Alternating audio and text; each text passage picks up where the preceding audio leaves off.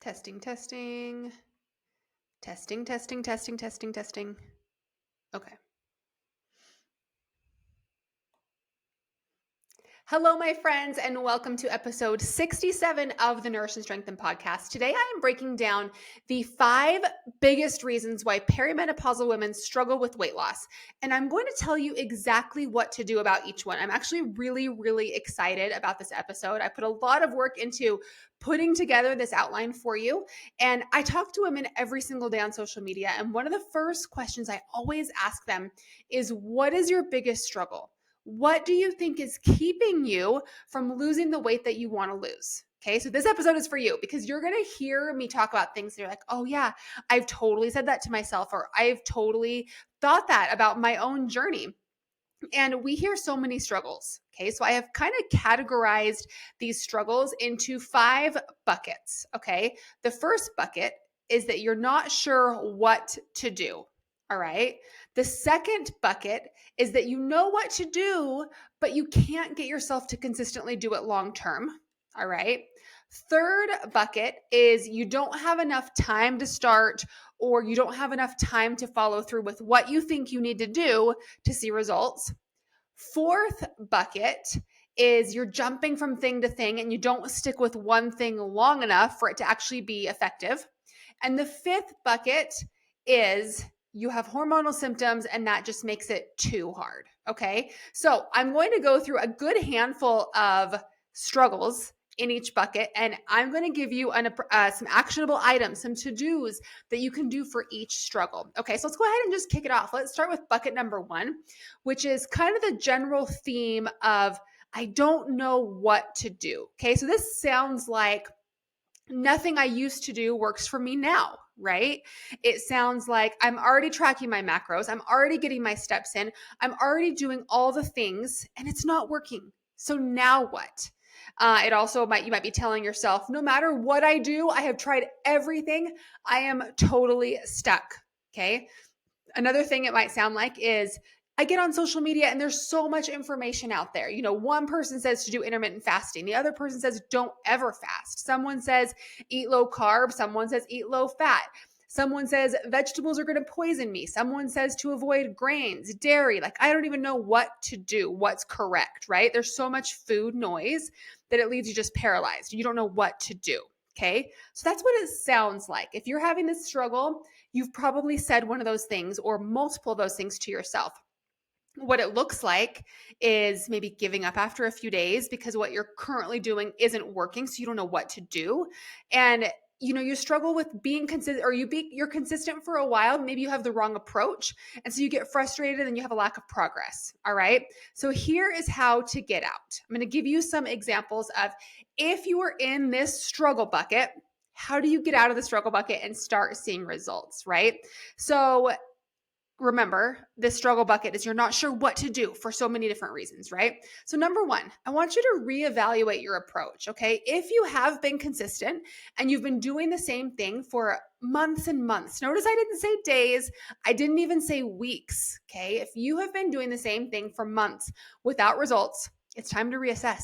Okay, you have to I love the idea of trusting the process, but if you've been giving it a good amount of time, it might be that your process is not the right process for you, right? So acknowledge that in perimenopause, if you're postmenopausal, your body is different now and you have to do things differently than what you did before. Okay, so if you're not sure what to do, I highly recommend seeking coaching from a coach who specializes in perimenopausal women. And hint, that is us. That is all we do. We are so good, the best in the business at this. Okay. Another idea is shift your focus to hormonal health. Okay. So if your focus is weight loss and you're not seeing results and you're not sure what to do, I would try shifting your focus to addressing your hormone balances, okay? Getting labs done. Weight loss during perimenopause is not just calories in, calories out. It does come down to that at the base, of course, but your hormones play a huge role in that calories out part of the equation. And it makes it really abstract, right? We don't really know truly exactly how many calories you're expending. There's not really a good way to know that, okay? And our thyroid health, our cortisol levels, our sex hormones, our inflammation, so many of these things, our gut health affect that calories out part of the equation, right? So recognizing that your sleep, your stress, all of these things are really, really important in your weight loss, and focusing more on improving those things is actually going to help your weight loss. Okay. Another idea is really embracing simplicity. Instead of going out searching for the next big program or the next challenge you want to do, focus on cutting through that food noise. And instead of hopping from trend to trend and thing to thing, stick to the basics: whole foods, portion control, balanced meals. Don't complicate things with, extreme diets, but focus on the simple things that you can be consistent with over time instead of being perfect with some new fad, right? You really want to focus on those habits and building small, sustainable habits that you can stick with long term instead of the crazy fads, like I said, and focusing on immediate results, right? Focus on long-term things, tracking NSVs, non-scale victories, like your energy levels, your mood, your sleep, so that you can see progress in ways that don't have to do with the scale, right? And speaking of that, focusing on tracking other metrics besides your weight. So your measurements, how your clothes fit, track your weights in your workouts, not your body weight, your weights that you're lifting in your workout. Watch yourself get stronger. And when you focus on those other things that are outside of the scale, it can help you be more consistent because you'll see wins in those areas. Okay. And focus on your mindset, guys. Your mindset is huge. Weight loss is just as much of a mental game as it is physical, especially during perimenopause. And if you are super negative and you're constantly berating yourself and being mean to yourself, I promise you guys, it is going to affect your results. You got to focus on positive self-talk, on patience, and committing to that long-term journey. And remembering this is not a quick fix. Okay, this is about a lifestyle change and long-term health. And really, the core of this section, this bucket, is I'm not sure what to do, right? Let me kind of recap. You're not sure what to do because nothing you do is working for you. You are already tracking macros, getting your steps in, doing all the things, and you're not seeing results, right? You're totally stuck and have tried everything. Hiring a coach that specializes in this kind of thing is crucial. Okay. When you work with us here at Moxie, we tailor the plan specifically to your body, your hormones, your labs, your goals, and help you just kind of block out all that confusion and focus on what you need to do for you to help you reach those goals. Okay. Let's move on to bucket number 2. Bucket number 2 is I know what to do. Maybe you think you know what to do, but you can't get yourself to do it, right? So that sounds like I do so good all week, but then I can't stay on track through the weekends, right? Maybe it's I do so good on track all day, but then I get home from work and I completely fall off track and I start snacking in all the goodies, right? Maybe it sounds like you've said to yourself, I'll start on Monday, but then you never do, right? Or maybe you've told yourself, I just don't have the motivation or the discipline to do what I need to do to lose the weight. Okay. And what it looks like, if you're in this struggle bus, you've probably seen yourself going way off track on the weekends in kind of like a binge overeating cycle with the goal of, don't worry, on Monday, I am starting over, right? And you continue to put off that starting over, telling yourself that you know what to do. You don't need help. You don't need coaching. You know what to do. You just can't get yourself to do it, right? So if you're in this bucket, if this is where you identify, you know what to do, but you can't do it, here's what I want you to do, okay? Here are some tips for you in particular. I want you to focus on, by the way, you will see some overlap here in each of these buckets, but just bear with me and listen to all of them, okay? Focus on small, sustainable changes, okay? So I want you to focus on these habits, like choosing one habit you feel like you can be consistent with, and be consistent with that all week long, all day long, even in the evenings, even in the weekends, okay? So find what you think is your biggest struggle. Maybe that is overeating after work or, overeating on the weekends, and find a way to create a habit that helps prevent that. So maybe that is you come home from work and you are super hungry and you find yourself snacking. So maybe the habit you build around that can be, okay, I'm going to, buy a ready to eat snack that's easy to grab right when I walk in the door from work so that I have that fuel and then I can go make a healthy dinner and eat that, right? So it's finding that struggle, that one biggest struggle point, right? And then creating a healthy habit around that and just focusing on that until you get that down. Okay.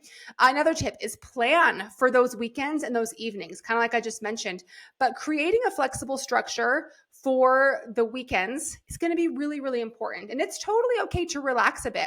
My weekend routine looks very different than my weekday routine, and that's okay. I like it because it feels different to me, but it's still quote unquote on track with helping me reach my goals, right? So maybe you enjoy an untracked meal instead of a whole day of, overeating, right? So pre-plan things to help you stay accountable to your goals. And if your weekends are more social, make sure you're staying more active, planning things like with groups of friends where you can be active and moving and get your workouts in.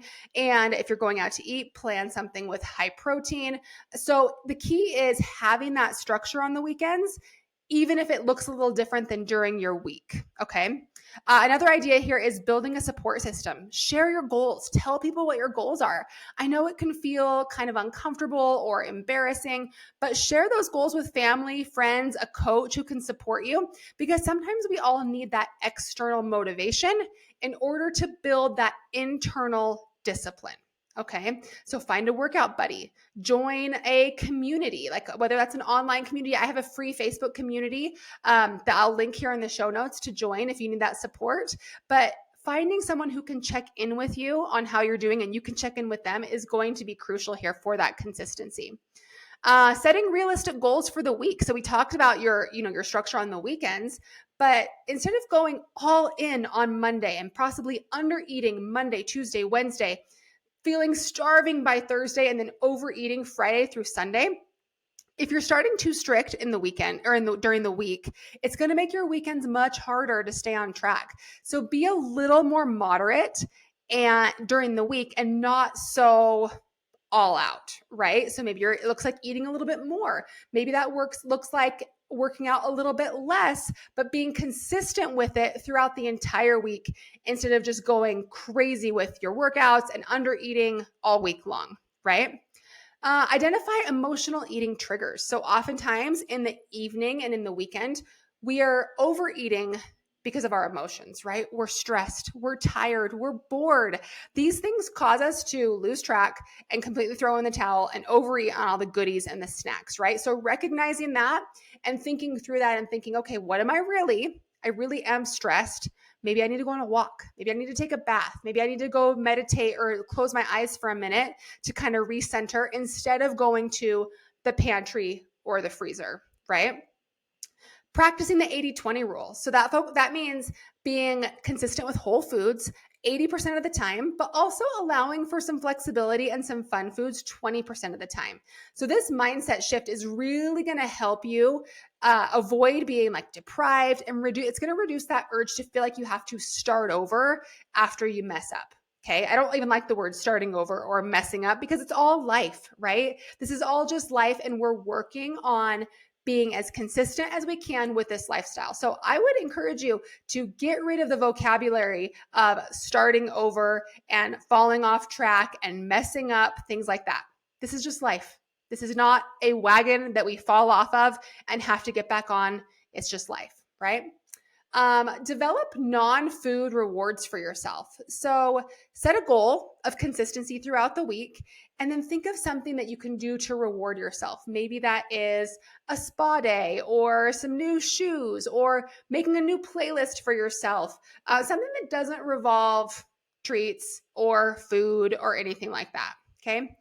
And then stop chasing that motivation and focus instead on building discipline. Guys, motivation is going to come and go. You are never going to be motivated 100% of the time, right? But discipline, internal discipline, is what gets you through those tough times when you are not wanting to go to the gym. You're not wanting to work or wake up early in the morning. You're not wanting to choose the protein dish over the carb heavy or the fat heavy dish, right? Discipline is what's going to get you through that. And your habits are what's going to help as well. So discipline is going to help you build those habits when the motivation is not there. Okay, so think about the future you. What is the future you going to be so glad that you did in the moment? That might be the harder choice, but it's going to be better in the long run, right? All right, let's move on to bucket number 3. Okay, bucket number 3 is I don't have enough time to start, or I don't have enough time to follow through with the things that I think I'm going to need to do to get the results I want, right? So maybe this sounds like to you, I've got a few vacations coming up and I'll start after. Or another one I'm hearing right now is, well, the holidays are here, so I think I should just start after the holidays. That's a really crazy one. I don't like that one at all. This is the best time to work on your goals, guys. But that's a whole nother episode that I actually am going to be doing in a couple of weeks. So another one it might sound like is life is so crazy right now. It's just not a good time. Another one is I'm so overwhelmed and busy. I don't know how I can add anything to my already full plate. Okay. And it might look like continually putting off starting to work on your goals and really convincing yourself that you truly don't have the time. But hint, that is not true. That is a limiting belief, okay? So, how to get out of this? If you're telling yourself life is so crazy right now, this is just not a good time, here's what I want you to do. Start with small, manageable things that can currently fit into your schedule. Maybe that's a 10-minute workout. Maybe that is one extra walk throughout the day. Maybe that is swapping out one unhealthy meal for a healthier choice once a day. These little things that truly don't take much more time, but will help you feel better and will actually help you feel like you have more time because you feel so great. We had a client once, her name was Clara, and she came to us and she was in nursing school. And she had 2 little kids. She was a single mom, nursing school, little kids. And she felt this way. She was like, I don't have time. I don't know how I can do this, but she did. She jumped all in, signed up for our program. And she said by the end of it that she was shocked because she actually felt like she had more time to do the things she wanted to do because she felt so much better. She had more energy. She had more discipline. She had better habits around her life and her lifestyle that she truly had more time to do things she wanted to do, right? Pretty cool. Okay, another one. If this sounds like I have a few vacations coming up, I'll start later. I want you to prioritize consistency over perfection, okay? So instead of waiting for that perfect moment, spoiler alert, that perfect moment is never going to come. So instead of waiting for that perfect moment, I want you to prioritize what you can do in the moment. Okay, so ask yourself, what is something I can do this week? These simple, healthy habits that you can maintain even when life is busy, even when you're on vacation. Maybe that is a morning routine. Maybe that is getting enough water in. Maybe that's getting in your steps. These things will keep you on track without needing to feel like you have to do your whole day 100% perfect, and they will keep you feeling good and seeing results, okay? If you're telling yourself, I am so overwhelmed and busy, I don't know how I can add this to my already full plate, I want you to remember that life is always going to feel overwhelming. That's common. That's a common thought. But focusing on the things that you can control. Okay. So maybe you can't control what goes on at your job, but you can control what you do before you go to work and what you do after, what you do on your breaks, right? So maybe, like I said before, going on a 10-minute walk during a work break. Maybe it's prepping your meals on the weekend so you can take them to work with you, prepping them in advance. Maybe it's doing a quick body weight workout at home after you get home from work. All of these small actions, they really do add up over time, okay? If you find yourself continually putting off starting to work on your goals, I want to challenge you to look at your daily schedule. If you feel like you don't have any time to prioritize yourself, look at that daily schedule. And I want to suggest time blocking. Okay, I'm a big productivity junkie. I love productivity stuff. So scheduling your workouts, scheduling your meal prep, scheduling your walks, like these are appointments with yourself. These are non-negotiable times of self-care and movement and things that really focus on you feeling your best so you can show up better for other people. So you're scheduling these into your day, and then you can time block the rest of your day. Maybe this will help you with boundaries as well. If you have time that you want to be spending with your kids, if you have time that you need to focus on a certain aspect of your job, like time blocking and scheduling in your healthy habits, your workouts, your mindfulness, your walks, your meal prep, all the things will help you with fitting it all into your plate. Okay. It'll help you with the rest of your life as well. If you feel like you are so busy, you can't possibly add one more thing, in addition to the time blocking, I want you to just focus on carving out little bits of time here and there. I personally have a walking pad. And for me, instead of doing more dedicated cardio to get my activity up, I like to hop on my walking pad, even for 5 to 10 minutes between tasks I'm doing with work, right? I just move. It helps me feel better. So I'm not sitting literally all day long. Helps me get up. It helps me think better. You can walk during phone calls. You can walk around like while you're cooking your food. So many ways to actually incorporate movement into your daily life that can be so, so helpful. If you find yourself saying, life is crazy, this is just not a good time, I want you to work on realistic expectations for yourself, because life is always going to be busy. Guys, life is always going to be busy. You don't need to overhaul your entire routine when life is crazy, okay? I want you to focus on setting realistic goals, and maybe that is a couple workouts a week. Maybe that is just bumping your protein up a little bit. And knowing that, these small little habits you're doing while life is crazy will add up to results in the long term, okay? Another idea here is using the 5-minute rule. If you commit to doing something, maybe that's a workout, a walk, a mindfulness activity for just 5 minutes, after 5 minutes, you might find you feel great and you want to keep going. But at the end of 5 minutes, I want you to give yourself permission to be done. If you feel stressed and like you can't possibly do anymore, tell yourself that is okay. But you know what's going to happen? Maybe half the time, maybe even more.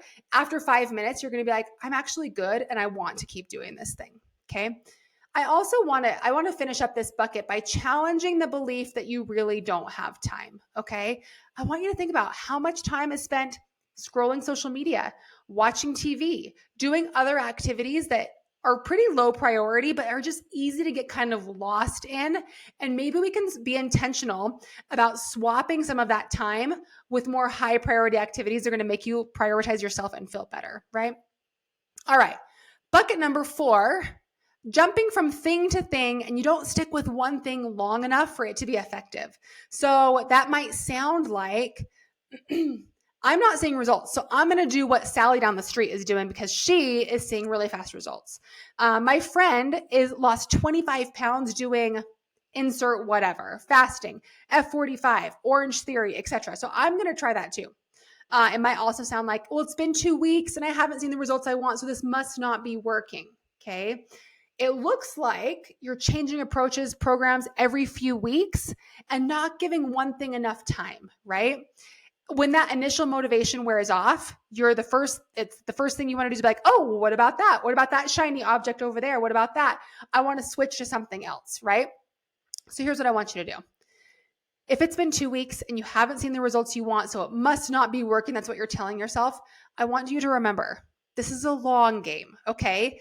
Understand that this sustainable weight loss you're going for is a long-term approach, guys. It's not a quick fix.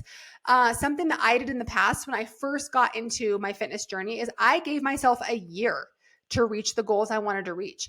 The magic of a year is that it takes the pressure off of that week by week check-in, whether it's with a coach or with yourself. If you have a week that was a little more off, it's okay because you have the time to get back on track and change those habits and see a better check-in, better results the next week. It takes off that pressure so you don't feel like the need to throw in the towel and be like, oh my gosh, I'm never going to reach my goals in 12 weeks because it's been 2 weeks and I'm already not doing a very good job. And so I might as well just give up, right?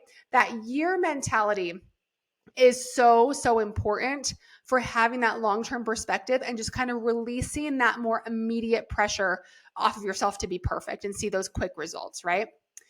Also, it's helpful, guys, if you're thinking like, oh, my friend down the street lost 25 pounds doing XYZ, so I'm going to.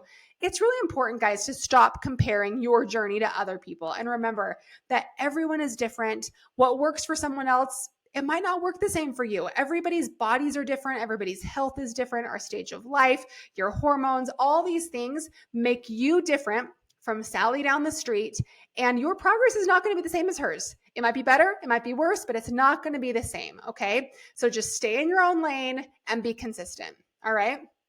And it's also important too here to track those non-scale victories, okay? The energy levels, better sleep, improved mood, clothes getting looser, having more patience with your kids, having a more regulated appetite and cravings. All of these things are wins that are telling you you're on the right track, but they're not going to show up in the scale. Okay. They may not even show up in your measurement. Some of them will, but some of them won't. But it's really, really important to stay consistent and track those things. All right.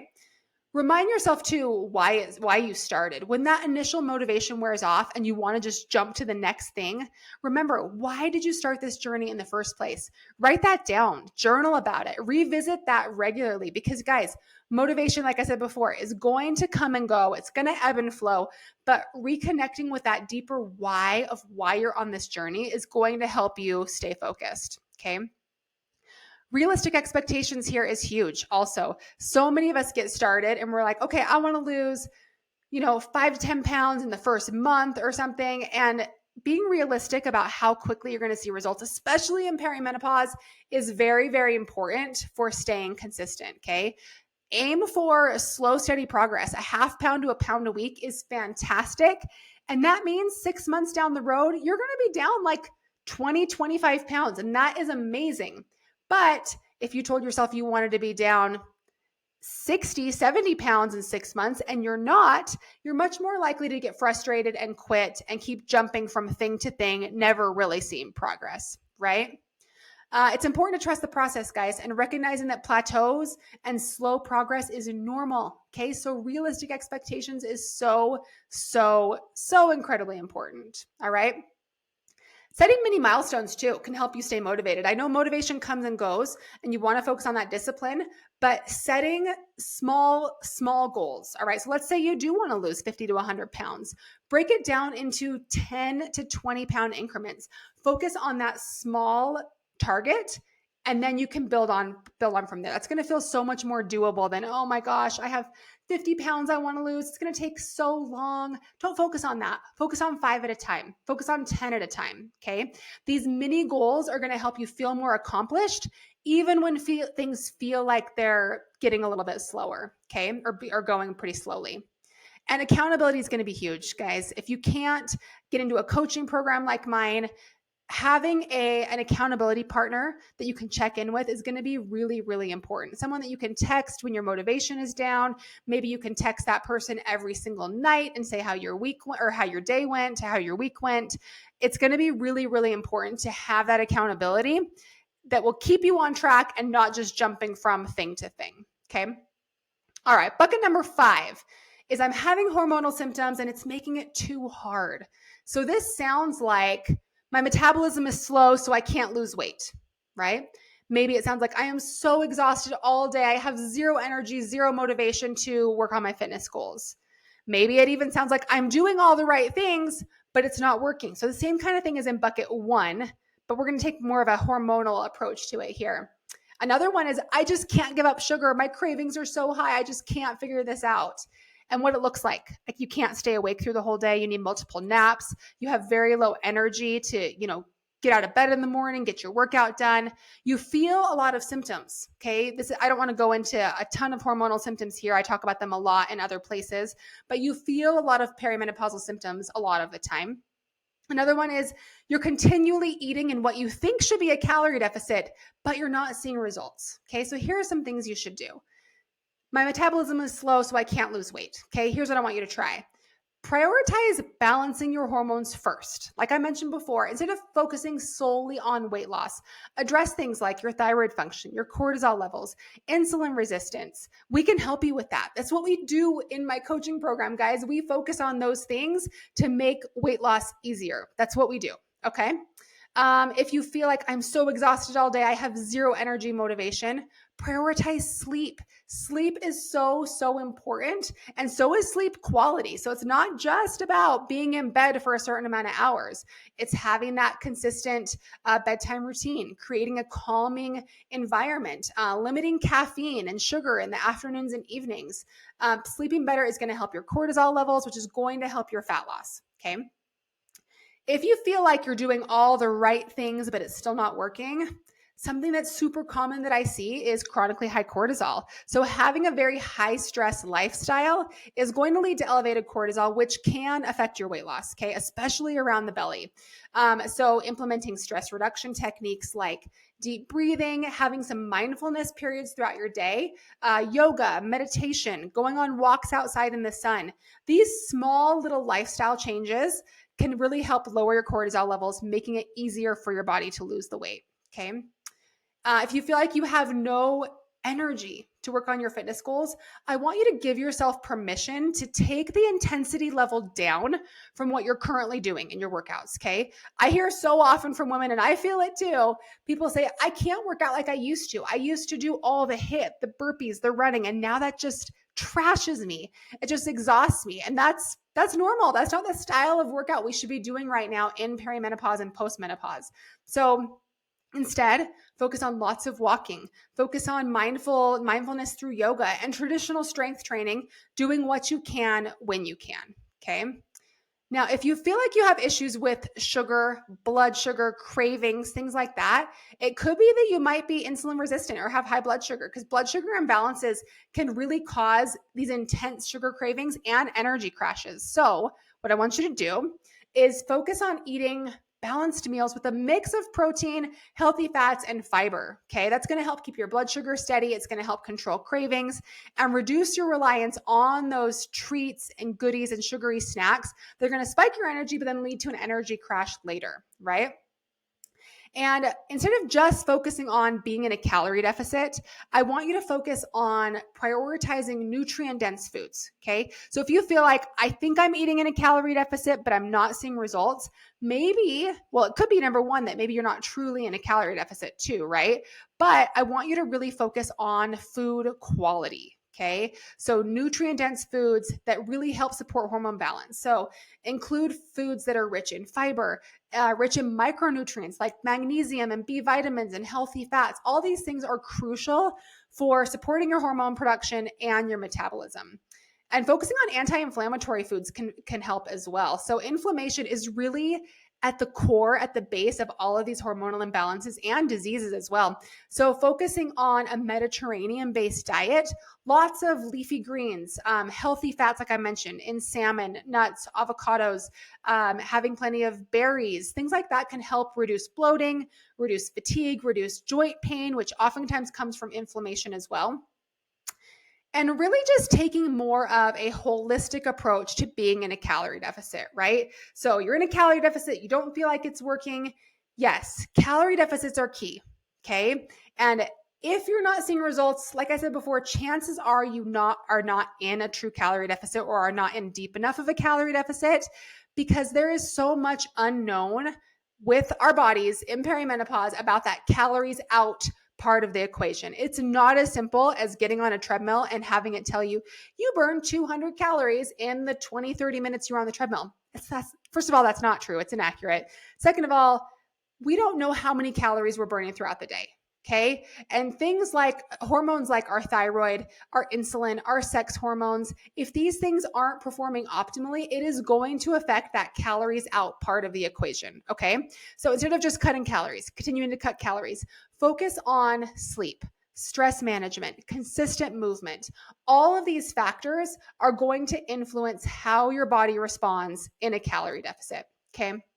And the biggest thing here, guys, in any of these buckets, that's if you're struggling and you're not sure what to do, how to stay accountable, not having the time, having issues with hormones and symptoms like that, hire a coach who specializes in this, okay? Not just any old macro coach out there, all right? Any old macro coach out there is most likely not going to know the nuances and the specifics of women's health as we age, all right?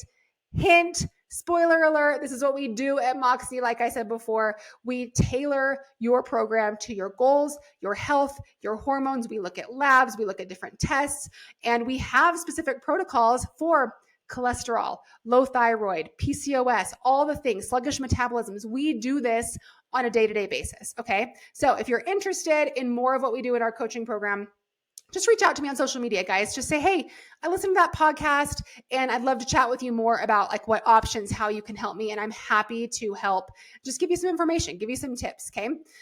So if this helped you guys, if this episode was eye-opening for you and helped you, please tag me, share it on your social media, leave a review on the podcast. I would absolutely love that. And I will see you guys again next week. Have a great week, guys. Bye-bye.